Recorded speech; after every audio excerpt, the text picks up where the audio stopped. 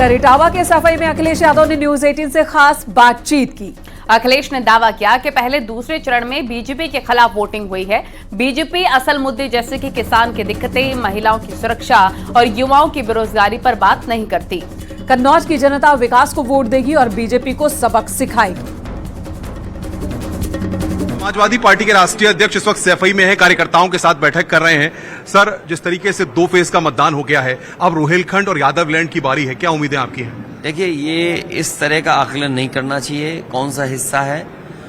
ये सही है कि पहले दूसरे चरण में जनता ने भारतीय जनता पार्टी के खिलाफ मतदान किया है और मतदान इसलिए हुआ है, चरम सीमा पर जो महंगाई है, बेरोजगारी है और किसानों के सवाल पर जो उन्होंने आय दोगुनी की बात की थी।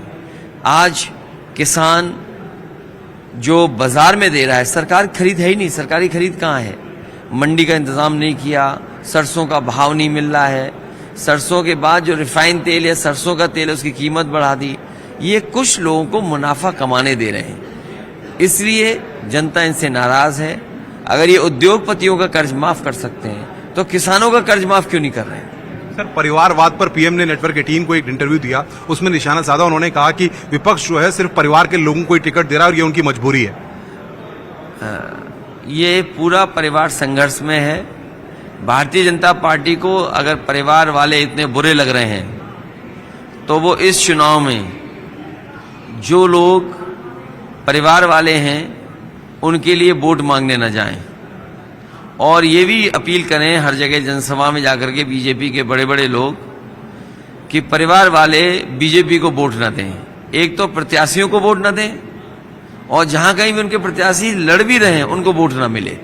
वो कह रहे हैं पीएम की उत्तर प्रदेश के लोगों का भविष्य जानते हैं, लोग कहां सुरक्षित है और साथ ही साथ उत्तर प्रदेश से जो नेता है वो भाग खड़े हुए हैं। आप बड़े प्रतिष्ठित चैनल के पत्रकार हैं।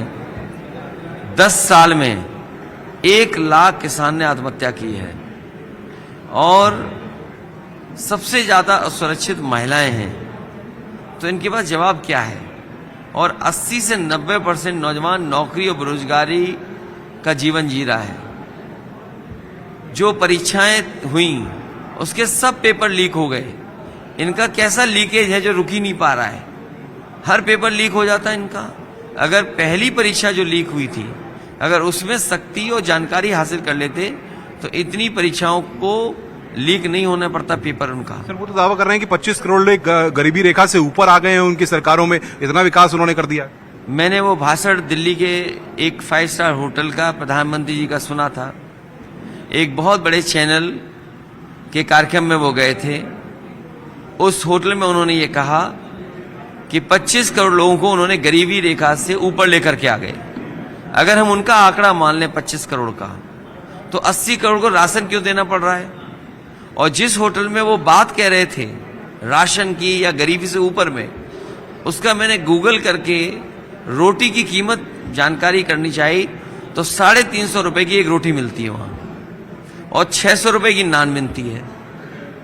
तो जिस होटल में 25 करोड़ लोगों की गरीबी हटा रहे थे बीजेपी के लोग और वहीं दावा ये कर रहे थे कि 80 करोड़ लोगों को राशन दे रहे हैं, उसी होटल में नान रोटी और रोटी की कीमत 600-650 रुपए है। कन्नौज के मुकाबले को आप कैसे देख रहे हैं? क्योंकि सुब्रत पाठक जो पिछली बार जिन्होंने डिम्पल जी को हराया था वो इस बार आपके सामने। देखिए, वो कन्नौज जनता कन्नौज की विकास को वोट देने जा रही है। मेरे पत्रकार साथी कुछ बीजेपी वालों से पूछोगे कि उन्होंने कौन सा विकास किया है। अगर कोई विकास बीजेपी का दिखाई दिया हो वहां तो आपको बताना चाहिए। कन्नौज को लेकर के उन्होंने कहा कि भारतीय जनता पार्टी बताए कि कन्नौज में कौन सा विकास किया है। कैमरामैन जगदीश गौतम के साथ अनुपम मिश्रा, न्यूज 18, सैफई, इटावा।